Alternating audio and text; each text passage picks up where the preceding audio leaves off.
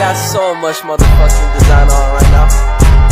Bring it down, bring it back, make it clap. I got 3 old thoughts, new guap, where that thing, bitches on my line, and you know. Assalamualaikum warahmatullahi wabarakatuh. Di sini saya akan memaparkan materi yang berjudul Maqasid Syariah sebagai tujuan ekonomi Islam. Di sini saya memiliki 4 pokok pembahasan yang terdiri dari konsep hukum maqasid syariah dan maslahah, definisi dan ruang lingkup maqasid syariah, peran dan signifikasi maqasid syariah dalam ekonomi Islam, dan contoh penerapan syariah dalam aktivitas ekonomi Islam. Yang pertama, membahas tentang konsep hukum maqasid syariah dan maslahah. Kata hukum merupakan jamak dari hak yang berarti kebenaran nyata, kepastian, hak, tuntunan, kewajiban, dan tanggung jawab. Menurut Kamali, ini juga berarti kemurahan hati dan kebaikan umum. Al-Qahyar wal al-Maslahah. Al-Haq adalah salah satu nama Tuhan yang paling sering diulang dalam Al-Quran, yang menyeratkan bahwa konsep tersebut tidak hanya memiliki perspektif dan konotasi metafisik yang lebih luas, tetapi juga memberikan peran sentral kepada Tuhan dalam gagasan konseptual hukum. Pembahasan yang kedua mengenai definisi dan ruang lingkup maqasid syariah. Secara etimologi, maqasid syariah terdiri dari 2 kata, yakni maqasid dan syariah. Maqasid adalah bentuk jamak dari maqsad yang berarti tujuan dan kesengajaan. Adapun syariah artinya jalan menuju mata air, atau bisa dikatakan dengan jalan menuju ke arah sumber kehidupan. Dapat dipahami bahwa maqasid syariah yaitu tujuan atau maksud ditetapkannya hukum-hukum Allah Subhanahu wa Ta'ala. Kemaslahatan yang hendak dicapai oleh syariah sifat umum dan universal.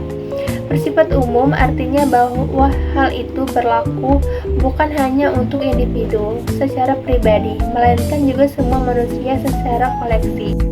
Yang ketiga yaitu membahas tentang peran dan signifikasi maqasid syariah dalam ekonomi Islam.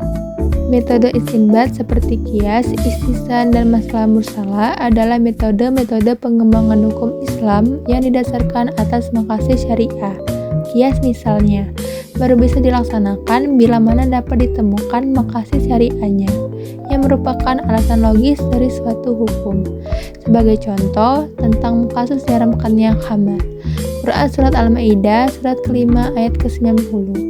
Berdasarkan hal tersebut, maqasid syariah dapat berperan sebagai bingkai dalam pembangunan ekonomi Islam yang akan memagari aktivitas ekonomi dari sesuatu yang melanggar syariah.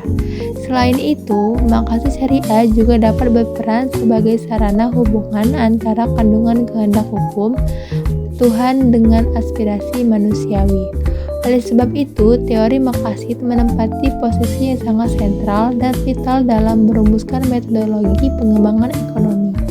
Pembahasan yang terakhir mengenai contoh penerapan syariah dalam aktivitas ekonomi Islam.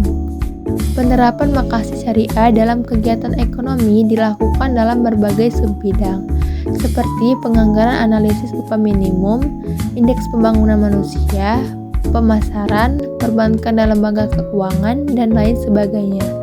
Dayan dan Muhammad misalnya menggunakan maqasid syariah sebagai alat untuk mengukur efektivitas penganggaran pemerintah. Dalam konteks ini, maqasid syariah digunakan oleh mereka sebagai alat pengembangan sebuah matriks yang disebut dengan maqasid performance Peerwitz matrix atau MPPM. Matriks ini kemudian dijadikan sebagai salah satu alat kebijakan publik berorientasi Islam, al-siyasa al-syariah, yang digunakan untuk mengukur persepsi publik atas belanja pemerintah di Aceh dan kesesuaiannya dengan konsep maqasid syariah.